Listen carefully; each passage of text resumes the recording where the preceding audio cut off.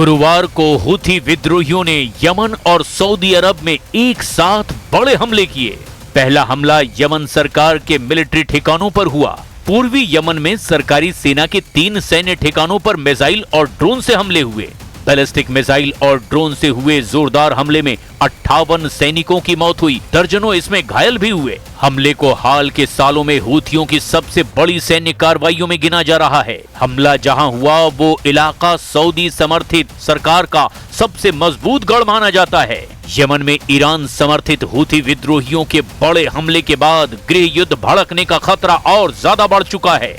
दूसरा हमला सऊदी अरब के नजरान में हुआ है। सऊदी अरब में हुए हूथी के हमलों में 11 लोग घायल हो गए। हमलों के बाद नजरान के कई हिस्सों में आग लग गई।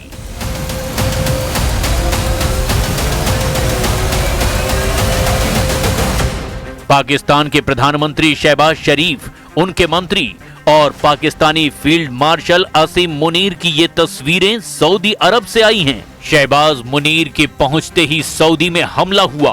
यमन सीमा से लगे सऊदी इलाके में हूथी विद्रोहियों ने यह हमला किया। हमला तब हुआ जब पाकिस्तानी प्रधानमंत्री शहबाज शरीफ और आर्मी चीफ असीम मुनीर सऊदी में मौजूद थे।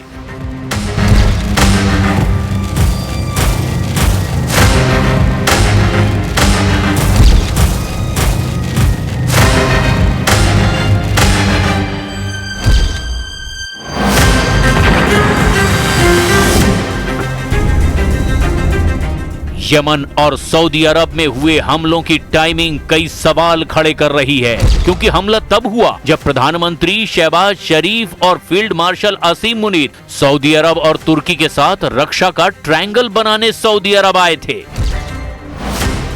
पाकिस्तान और सऊदी अरब के बीच पहले से ही रक्षा स्ट्रेटेजिक म्यूचुअल डिफेंस एग्रीमेंट है। अब ऐसी ही तिकड़ी तुर्की के साथ बनाई गई है। पाकिस्तान के प्रधानमंत्री शहबाज शरीफ, सऊदी क्राउन प्रिंस मोहम्मद बिन सलमान और तुर्की के राष्ट्रपति रेसेप तैयब एर्दोगन ने इस समझौते पर हस्ताक्षर किए हैं, जिसे ट्राइलेटरल म्यूचुअल डिफेंस एग्रीमेंट यानी कि मेका पैक्ट का नाम दिया गया है। समझौते के तहत तीनों में से किसी भी एक देश पर हमला तीनों देशों पर हमला माना जाएगा।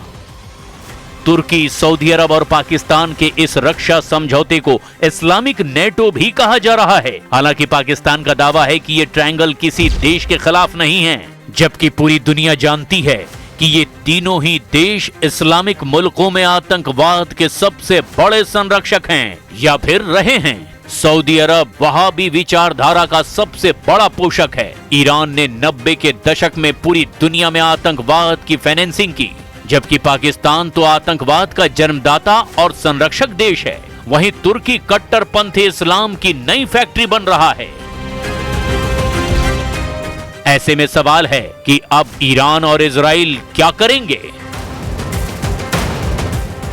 क्योंकि इस समझौते की टाइमिंग पर सवाल खड़े हो रहे हैं। पश्चिम एशिया पहले ही सुलग रहा है। ईरान के खिलाफ ट्रंप का युद्ध खत्म नहीं हुआ है। गाजा और लेबनान पर इजराइल की बमबारी खत्म नहीं हुई और अब लाल सागर में भी जहाज जलने लगे। ऐसे में एक मिलिट्री गठजोड़ की नजर से सऊदी अरब इस ट्रिपल गठजोड़ में पैसे से यानी फंडिंग से मदद कर सकता है। तुर्की एक मजबूत ड्रोन पार है, आधुनिक हथियार बनाता है, यानी नई टेक्नोलॉजी में तुर्की मदद कर सकता है। पाकिस्तान के पास मिसाइल है और उसके पास परमाणु बम भी है और बड़ी फौज भी मौजूद है। ऐसे में 3 सुन्नी देशों का रक्षा गठजोड़ करना ईरान और हूथियों के लिए टेंशन वाली बात है। ऐसे में सवाल यह है कि इन तीनों देशों की डिफेंस वाली दोस्ती के टारगेट पर आखिर कौन है। सवाल यह भी है कि पाकिस्तान का इस्लामिक नेटो फेल हो गया।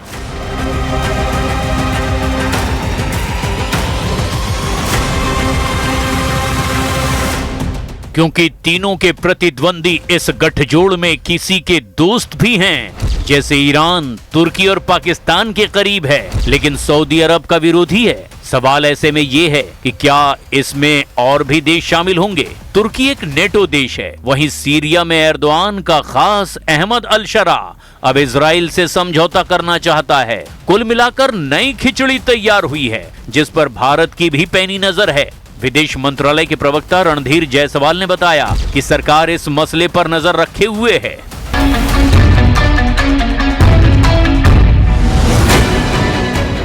पाकिस्तान के प्रधानमंत्री शहबाज शरीफ, उनके मंत्री और पाकिस्तान के आर्मी चीफ आसिम मुनीर का सऊदी अरब जाना, वो भी तब जब उसी दौरान अमेरिकी राष्ट्रपति डोनाल्ड ट्रंप की वहां के क्राउन प्रिंस के साथ फोन पर बातचीत की खबर आई है।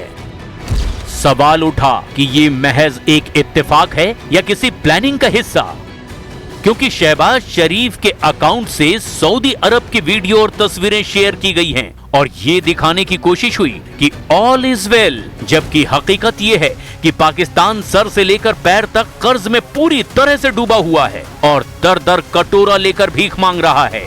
यहाँ तक कि ईरान जंग में मध्यस्थता का ढोंग करने के बदले उसने अमेरिका से 10 अरब डॉलर की स्पेशल आर्थिक मदद तक की मांग की है। अगर ये मदद मंजूर होती है तो पाकिस्तान को अपना विदेशी मुद्रा भंडार बढ़ाने में बड़ी मदद मिलेगी और इसीलिए ट्रंप की क्राउन प्रिंस से बात और शहबाज कैबिनेट की सऊदी अरब में मौजूदगी का कनेक्शन जुड़ता दिखा है।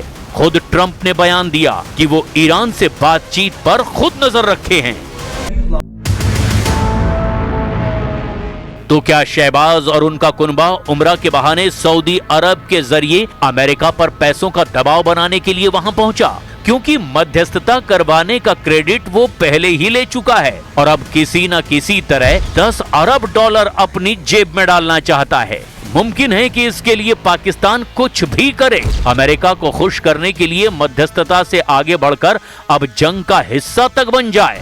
वैसे भी सऊदी अरब ईरान के प्रॉक्सी हूथी विद्रोहियों के खिलाफ जंग छेड़ चुका है और इस बीच पाकिस्तान ने सऊदी अरब और तुर्की से गठजोड़ कर लिया, जबकि सऊदी अरब और तुर्की से ईरान की अदावत सबको पता है।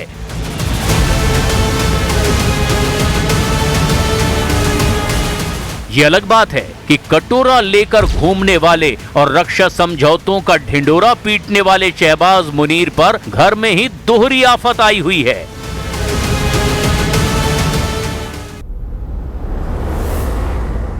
दोस्तों, एक बार फिर हम हाजिर हैं मशरिक़ वस्ता यानी मिडिल ईस्ट की 10 बड़ी और अहम खबरों के साथ। आपका मेजबान मैं हूं विसाल आजम। गजा अमन मंसूबा। इसराइल ने ट्रंप का गजा अमन मंसूबा मानने से इनकार कर दिया है। नेतन्याहू का कहना है कि हमास के मुकम्मल हथियार डालने तक इस्राएली फौज गजा से नहीं निकलेगी। हमास ने मंसूबे पर बात आगे बढ़ाने की हिमायत की है। अपनाए हुर्मुज। ईरान और ओमान हुर्मुज अपनाए खोलने के लिए बातचीत कर रहे हैं। ईरान और ओमान के बीच बातचीत कहा जा रहा है कि आखिरी मरहले में है। ईरान अभी मुकम्मल तौर पर अपनाए खोलने पर तैयार नहीं है। इस रास्ते की बंदिश से तेल की आलमी सप्लाई मुतासिर हो रही है। यमन में हौसी हमले।